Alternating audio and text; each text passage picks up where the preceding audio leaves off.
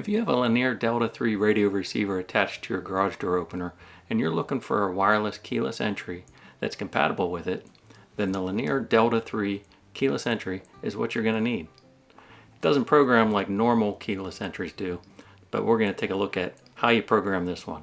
So let's get to it.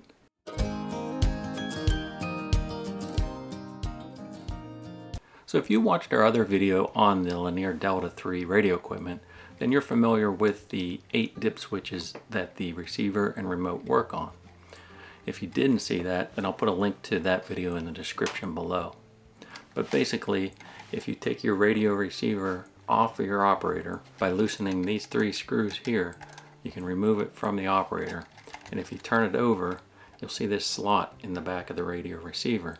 And if you look closely, there are 8 switches in there. These are called dip switches. They are 2 position switches which can be either in the on or the off position. And that's what this radio receiver and the Delta-3 radio equipment works on. So to program the Delta-3 keypad, we're going to use these switches on the back here to choose your pin number to work with your keypad. So unlike other keypads where you'd have to press some buttons and stuff on the keyless entry, you don't do it at all with this. There's actually nothing to program with this. Everything's going to be programmed using the radio receiver on your operator. So if you look inside your radio receiver and write down the numbers that are in the on position or up position. In this particular radio receiver, the 1, 4, 5, and 7 are all in the on position. Those 4 numbers are going to be the pin number for my keypad in descending order. So I have 1, 4, 5, and 7 on, so the pin number would be 7, 5, 4, 1. Now you can set these to whatever you want in the on position. So you can choose a pin number between just one number or all 8 numbers. We would suggest that you do maybe 4 numbers. For one, it's easy to remember and it's hard to guess. But if you wanted to choose a 3-digit number, you could. So if I wanted to say 862 to be my pin number, I would put 8, 6, and 2 in the on position.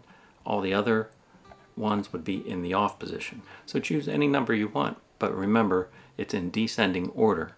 So from 8 down to 1 will be your pin number. So again, like I said, this one's set with 7, 5, 4, and 1 in the on position. So that's my pin number. So once you choose your pin number, you can remount your radio receiver back onto your opener, and then you can test the pin number. So after you mount the radio receiver back on the operator, you can test your pin number to make sure it's working properly. So on that one it would be 7, 5, 4, 1, and then you hit the start stop button and the radio receiver should receive that pin number, the signal, and the operator should run. One other thing to remember is if you change any of the on-off switches on the radio receiver to choose your pin number, make sure that you take your remotes, whether you have 1 remote or 2, and you open up the back and take this cover off here and change and match the switches in the remote to the radio receiver. So if I had 7, 5, 4, and 1 in the on position, I'd want to make sure that these switches in the radio receiver and the remote match, and make sure these are 7, 5, 4, 1 also. Otherwise your remotes won't work. And that's how you program the Raynor DTKP wireless keyless entry.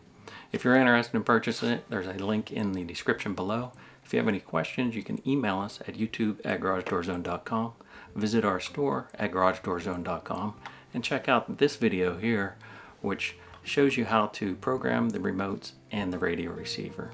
Thanks for watching, and we'll see you on the next one.